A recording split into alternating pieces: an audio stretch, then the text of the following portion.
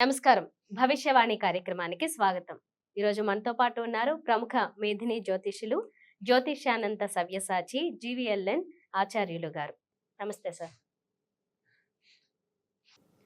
గురువుగారు, జ్యోతిష్యం అనేది మానవుల కోసం మాత్రమే నిర్మితమైందా? మిగతా జీవరాశులు ఎన్నో ఉన్నాయి, కోటాను కోట్ల జీవరాశులు, వాటికి వేటికి వర్తించదా? శ్రీ గురుభ్యో నమః. ఓం నమో నారాయణి. 36 కోట్ల జీవరాశులు, ఇంకా పెరుగుంటాయేమో. అంటే మా చెప్పిన గురువు మాకు 36 చెప్పాడు. ఇప్పుడు కరోనా లాంటి కొత్త ఎందుకంటే పాత చింతకాయ పచ్చడి కొత్త జాడీలు వేసినట్టు అవుతుంది. చిన్నప్పుడు మనకు ఒక వ్యాకరణ శాస్త్రంలో అలంకార శాస్త్రం ఉంది, ఉపమాలంకారము. ఆమె ముఖము చంద్రబింబము వలె ఉన్నది అని చెప్పారు. ఇది ఉపమాలంకారము. మా చిన్నప్పటి నుంచి ఈ రోజు వరకు అదే ఉదాహరణ టెక్స్ట్ బుక్లు వస్తే కొత్త ఉదాహరణ ఇవ్వడం లేదు. అట్లాగే పృథు చక్రవర్తి అంటే మనకు షట్చక్రవర్తుల్లో కాకుండా మరొక పృథు చక్రవర్తి ఉన్నాడు. ఆ పృథు చక్రవర్తి ఈ బ్రహ్మ చేత సృష్టించబడినటువంటి ఈ సృష్టిని సమపాళంగా పంచుకొచ్చాడు. అడవులు ఎక్కడ ఉండాలి, క్రూర మృగాలు ఎక్కడ ఉండాలి, సాధు జంతువులు ఎక్కడ ఉండాలి, పక్షులు ఎక్కడ ఉండాలి, క్రిమికీటకాలు ఎక్కడ ఉండాలి, మనుషులు ఎక్కడ ఉండాలి, సముద్రం ఎక్కడ ఉండాలి, జలాలు ఎక్కడ ఉండాలి, మంచినీళ్ళు ఎక్కడ ఉండాలి, రత్నాలు ఎక్కడ ఉండాలి, వైఢూర్యాలు ఎక్కడ ఉండాలి, బంగారం ఎక్కడ ఉండాలి, బొగ్గు ఎక్కడ ఉండాలి, భూదేవిని భూమాతని ముందు సంరక్షణ చేసి అన్నీ పనిచేశారండి. ఒక తండ్రి కనుక తన బిడ్డలకి ఆస్తులు పంచినట్లు వీలునామా రాస్తాడు. ఆ వీలునామాలో బలాని ప్రాంతంలో ఈ అరణ్యం ఉండాలి, ఇది నా ఇష్టపూర్తిగా రాసినటువంటి శాసనం, క్రూర జంతువులు బలాని ప్రాంతంలోనే ఉండాలి. ఇట్లా రత్నాలు, రాసులు, కనకాలు, బంగారము, వెండి ఇవన్నీ కూడా వేసాయంటే జలాలు, ఉప్పు నీళ్లు, మంచినీళ్ళు, భూమిలో పొరలు మొత్తం సృష్టి క్రమంలో భగవంతుడు పృథు చక్రవర్తి పంచి పారేశాడు. అమెరికా కూడా మన భారతదేశ భూభాగమే. ఆ మెరక, అమెరికా కాదు, ఆ మెరక పంచాడు. అయితే ఇక్కడ జ్యోతిష్య శాస్త్రము అనేటువంటిది ఒక సమిష్టి శాస్త్రం. సమిష్టి అని అంటే యావత్ జీవరాశులకు మనిషికి కావాల్సింది ఆహారము, నిద్ర, మైథునం. ఈ 3 వాటికి పెట్టాడుగా. పశుపక్ష క్రిమికీటకాదన్నిటికీ పెట్టాడు. కాకపోతే కొంతకాలం మన మానవులు రహస్యంగా చేసేవాళ్ళు ఇప్పుడు బహిరంగంగా చేస్తున్నారు, లైవ్ కిట్ల ముందు పశువుల మాదిరిగా. కొన్ని జీవరాశులు, ఉదాహరణకి డాగ్స్ ఉన్నాయి, కొన్నిటికి బంగారపు పతాకాలు వస్తుంటాయి. రైట్? ప్రభుత్వము చేత శాల్యూట్ చేయించుకుంటాయి, ప్రభుత్వానికి శాల్యూట్ చేస్తాయి. పెద్దలు వచ్చినప్పుడు దొంగలను పట్టుకోవడంలో అరుదైనటువంటి పాత్రని పోషిస్తాయి. వాటికి ఎవరన్నా జ్యోతిష్యుడు చెప్పాడా, ఓ సునకమా నీకు మహారాజు యోగం ఉన్నది అని చెప్పారా? చెప్పలేదే. కొన్ని సునకాలు పుట్టిన పిల్లవాడు ముడ్డి కడగని వాడు కూడా కుక్క ముడ్డి కడుగుతాడు. కడుపున పుట్టిన బిడ్డకు స్పూనుతో అన్నం పెట్టని వాడు తాను ఇంటిలో పెంచినటువంటి చిన్న కుక్క పిల్లకి స్పూనుతో అన్నం పెడతాడు, పాలబేకతో పాలు పెడతాడు. దానికి ఆకలేసినప్పుడల్లా చక్కగా దాని ఏమంటారు కలిపి పెడుతుంటారు, జావలో అవి పెడుతూ ఉంటారు. టయానికి హాస్పిటల్కి వ్యాక్సిన్ తీసుకెళ్తుంటారు. పెళ్ళం తలకాయ పగలగొట్టుకుని హాస్పిటల్ తీసుకెళ్తారు. దాని యోగం అది. కొన్ని కుక్కలు బజార్లో తిరుగుతూ నలుగురు వేసే పదార్థాలు తింటూ విశ్వాసంగా బతికే కొన్ని సాధారణ కుక్కలు ఉంటాయి, అవి అనిపిస్తున్నాయి. కొంతమంది రాళ్ళేసి కొట్టే తల్లిదండ్రుల కుక్కలు ఉన్నాయి, ఉన్నాయా? మరి కుక్కల్లో ఇన్ని రకాల వేరియేషన్స్ ఉన్నప్పుడు అవే లక్షణాలు మనుషులకు ఉన్నాయిగా.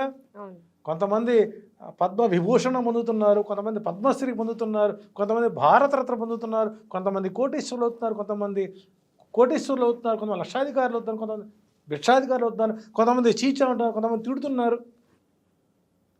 What is the different? వీళ్ళకి మాట్లాడే జ్ఞానం ఉంది, వీటికి మాట్లాడే జ్ఞానం లేదు, అదే తేడా. కానీ అవి మనలా ప్రవర్తించట్లా, వాటిలా మనం ప్రవర్తిస్తున్నాం. మరి ఈ పశుపక్షాది క్రిమికట జాతకాలు చెప్పారా అంటే ఈ మధ్య ఒకటి ఉంది, పంచపక్షి శాస్త్రం వచ్చింది. ఈ పుంజు కొట్టుకుంటే ఈ జాతి పుంజే గెలుస్తుందని పంచపక్షి శాస్త్రం, కోడి శాస్త్రం చెప్పి కుక్కుటక శాస్త్రం రాశాడు ఒకటి. వాటి జాతకాలు లేవే. అంటే గ్రహాలు పుట్టింది మనుషుల కోసం కాదు. ఒక వ్యక్తిగత జాతకం మీద జ్యోతిష్యం, గ్రహాల ప్రభావం కేవలం 25% మాత్రమే పనిచేస్తాయి, 75% ప్రపంచాన్ని మీద శాసిస్తాయి. ప్రపంచం పైన శాసించడం జరుగుతుంది. కాబట్టి జ్యోతిష్యం పుట్టింది జ్యోతిష్యుల కోసమే,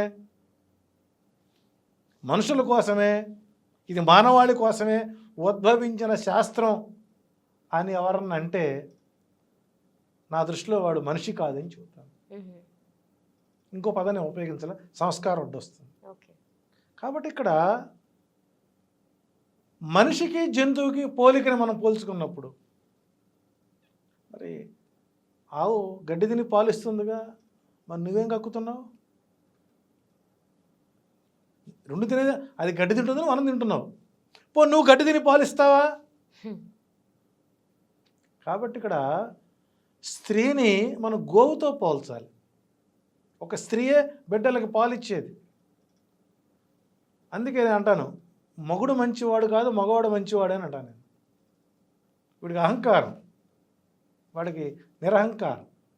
కాబట్టి ఇక్కడ స్త్రీని గోవుగా పోల్చినటువంటి శాస్త్రవేత్తలు చాలామంది ఉన్నారు. ఇక్కడ ప్రధానంగా నిత్య నైమిత్తిక కర్మలు కొన్ని ఉంటాయి. ఒక్కొక్క వర్ణానికి, ఒక్కొక్క వర్గానికి కొన్ని నియమాలు ఉంటాయి. సాధారణ నియమాలు ఏంటి? సూర్యోదయానికి నిద్ర లేవాలి, నాటి కాల ప్రమాణం. మరి ఈ రోజున భార్యాభర్తలు ఇద్దరు ఉద్యోగాలు చేసుకొని వచ్చి సూర్యోదయం చూస్తూ కూర్చుంటారా? సూర్యోదయానికి నిద్రపోయే జాబ్లు ఉన్నాయి. అంటే సూర్యాస్తమానం చూడని వాళ్ళని చూస్తున్నాం, సూర్యోదయాన్ని చూడడం వల్ల చూస్తున్నాం. అయినప్పటికీ నీవు ఎప్పుడు తెలిసి అప్పుడు సూర్యోదయం. నిత్య నైమిత్తిక కర్మల్లో నీవు ఎప్పుడు లేస్తే అప్పుడే సూర్యోదయం. అప్పుడు నువ్వు చేసిన పని ఏంటి? ముందు ఒక నమస్కారం చేసుకోవడం. మొదటిది సూర్యోదయానికి లేవడం, రెండవది జన్మనిచ్చిన తల్లిదండ్రులకి రెండవ నైమిత్తిక కర్మ పెద్దల ఆశీస్సులు తీసుకోవడం, దైవ ప్రార్థన చేయడం, నీకు చేతకైతే దానం చేయడం, లేదంటే మూసుకుని కూర్చోవడం. ఇక మనసు లేనప్పుడు ఏం ప్రార్థించాలి? ఈరోజు నా వలన ఏ మానవాళికి ఎలాంటి కష్టాలు లేకుండా, వారి ద్వారా నాకు ఎలాంటి ఇబ్బందులు లేకుండా నా జీవన ప్రయాణం కొనసాగించమని దైవ ప్రార్థన చేసిన వాడికి, తల్లిదండ్రుల యొక్క పాదాలకు నమస్కారాలు చేసిన వాడికి, దైవానికి నమస్కరించిన వాడికి, ఏదో ఒక శక్తానుసార దానం చేసిన వాడికి జాతకాలు చూడాల్సిన అవసరం లేదు. ఈ రోజున జ్యోతిష్యులు ఎక్కువ మంది పెరిగిపోయారంటే కారణం ఏంటి? నువ్వు సూర్యోదయాన్ని లేవటం లేదు, తల్లిదండ్రులకు నమస్కారం చేయటం లేదు, దైవ ప్రార్థన చేయటం లేదు, సహాయం చేయటం లేదు. లేస్తున్నావు, ఈలోపు నిద్ర లేవగానే ఫోన్ ఇస్తే ఏం చూస్తామండి మనం? ఇవాళ వాట్సాప్లో ఏమొచ్చింది, యూట్యూబ్లో ఏమొచ్చింది, ఫేస్బుక్లో ఏమొచ్చింది, ఇన్స్టాగ్రామ్లో నిలబెట్టి రీల్ వచ్చిందా లేదా, ఇవి చూస్తున్నాం. కానీ ఎవరన్నా పడక గదిలో దేవుడు ఫోటోలు పెట్టుకుంటున్నారా? నారాయణ ఒక్కళ్ళు బెటరు. మైకేల్ జాక్సన్ తన ఆరాధ్య దేవతలు అనుష్క బొమ్మో, ఇలియానానో, జెలీనియానో ఇప్పుడు చూస్తున్నారు. అంటే పూర్వంలో పెద్దలు దగ్గర ఉండి ధర్మాలు చెప్పేవాళ్ళు. ఎప్పుడైతే ధర్మాలు చెప్పేటువంటి పెద్దలుని మనం ఈ రోజున ఓలెక్స్ బ్యాచ్గా చూస్తున్నామో, ఇక మన ధర్మం చెప్పేది ఎవరు? కాబట్టి ఇక్కడ ధర్మం చెప్పేవాళ్ళు లేక నిత్య నైమిత్తిక కర్మల్ని ఆచరించడం చేతకాక సమస్యలు చుట్టుముట్టి ఏం చేయాలో అర్థం కాక జ్యోతిష్యుల వెంట పరిగెత్తి వారి చుట్టూ ప్రదర్శనలు చేసి వారికి మోకాలు మీద పడి ప్రార్థించి ధన మాన కాల ద్రవ్యాన్ని వృధా చేసుకునే కంటే నిద్ర లేచిన తర్వాత దీపారాధన, దైవారాధన, పెద్దల ఆశీస్సులు ఈ 3 తీసుకోండి. గ్రహాలు మీ వెంట ఉండి మిమ్మల్ని నడిపిస్తాయి. మీరు అలా చేయడం లేదు కాబట్టి మాలాంటి జ్యోతిష్యులు పుట్టకుక్కల మాదిరిగా పుట్టుకు రావాల్సి వస్తుంది.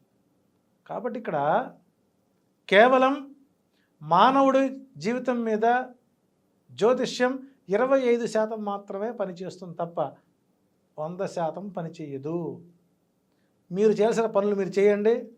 జ్యోతిష్యమే అవసరం లేకుండా కాలమే మీ జీవితాన్ని కొనసాగిస్తుంది తప్ప మరొకటి కాదని సవినయంగా ప్రేక్షకులకు తెలియజేసుకుంటున్నాను. చూసారు కదండి భవిష్యవాణి కార్యక్రమం. మీకు నచ్చితే మాత్రం తప్పకుండా లైక్ చేయండి, షేర్ చేయండి, సబ్స్క్రైబ్ చేయండి. అలాగే మీకున్న సందేహాలు ఏమైనా ఉన్నా, లేకపోతే మీరు ఏమైనా సలహాలు ఇవ్వాలనుకున్నా కామెంట్ రూపంలో కూడా మీరు చెప్పవచ్చు. ఇంకా మీకేమైనా పర్సనల్ గా ఎలాంటి సమస్యలు ఉన్నా నేరుగా సంప్రదించాలనుకుంటే గురువు గారి వ్యక్తిగత నెంబర్లు స్క్రీన్ మీద కనిపిస్తూ ఉంటాయి. వాటికి కాల్ చేసి మీరు నేరుగా కలిసే అవకాశం కూడా ఉంది. ఈ కార్యక్రమాన్ని తప్పకుండా మీ స్నేహితులతోనూ బంధువులతోనూ పంచుకోండి. మరిన్ని అద్భుతమైన ప్రశ్నలకి అద్భుతమైన సమాధానాలతో మరో భవిష్యవాణి కార్యక్రమంలో మీ ముందుంటాం. నమస్కారం.